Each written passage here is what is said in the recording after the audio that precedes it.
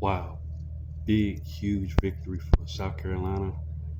Huge victory, man. Beat Texas A&M. Beat them 44-20, man. Huge victory for Shane Beamer, man.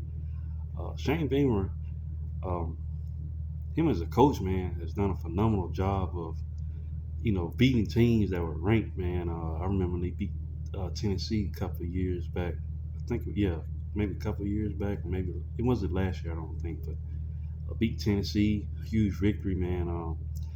South Carolina's a team, man, that they get up for big games, and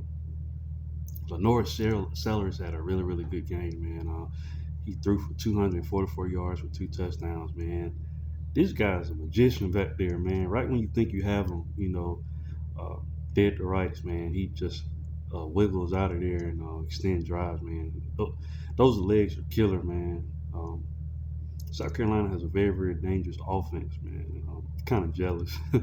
I wish Jalen Miro would be more, be able to run the ball like that. But good win. Um, South Carolina, Rocket Sanders had a good game as well. 144 yards on the ground, two touchdowns. Like I said, Lenore Sellers had 106 yards rushing with one touchdown. Man, he just completely just ran the ball down Texas A&M throats. Um, Receiving wise, Joshua Simon, man, he had a good day. 132 yards receiving, two touchdowns.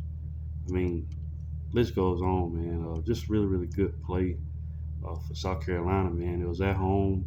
That's a tough place to play. Texas A&M just took a loss, man. I think that's their first loss in the SEC.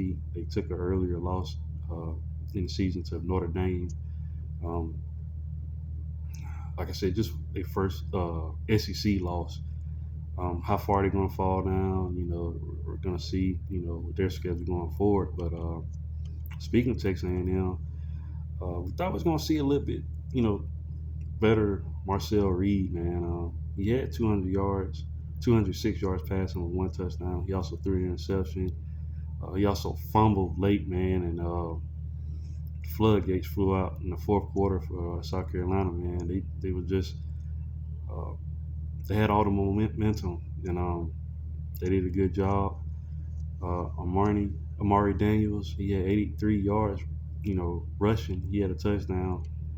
The only receiving touchdown Texas A&M was able to get was from Jabri Barber. He had 80 yards receiving with a touchdown, but they just couldn't get anything going, man.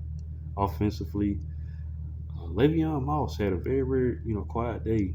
Um, he only had two carries for 8 yards, no touchdown. He's one of their best players on the Aggies team, and they just couldn't get anything going, man. Like I said, man, you got to give credit to South Carolina, man.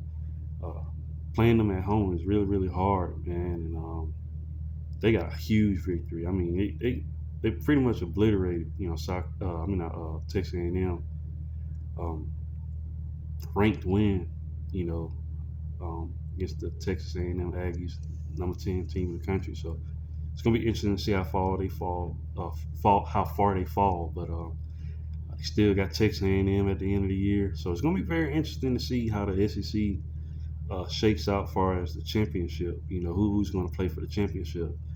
Uh, I just saw, Tennessee just won, so Tennessee only has one SEC loss. Texas A&M just got their first SEC loss, but they have two losses overall. It's going to be interesting to see what happens. Georgia only has one loss, so who's going to play in the SEC championship? It's going to be very, very interesting. Um, a lot of two-loss teams out there: Alabama, Ole Miss. Who else has two losses? LSU has two. Does LSU have two losses? I know they lost to USC early on. See, yeah, they got two losses, but it's gonna be interesting to see who plays in the SEC championship. But man, that Beamer ball, man, South Carolina always finds a way, man. Very, very, like I said, tough environment to play in. But hats off to the South Carolina Gamecocks, man. Could have a much better record than they have. Played LSU close, played us close. We only beat them by 2 points. So could South Carolina beat at the most 7-1 right now. Like it could have very well happened. South Carolina is one of those teams, man. But it just goes to show you in the SEC, you got to get up every Saturday, man. Any team is capable of beating you, and this league is really really tough. But hats off to South Carolina, man. It's gonna be interesting to see how much success they get going down forward. They still have to play, if I'm not mistaken, Clemson at the end of the year, so that's going to be very, very interesting. Um, I think Clemson just lost to Louisville, so Louisville got that speed, man. South Carolina has speed as well, so that's going to be an interesting matchup. Texas A&M, like I said, later on they got to play Texas, a game that I'm gonna be excited about.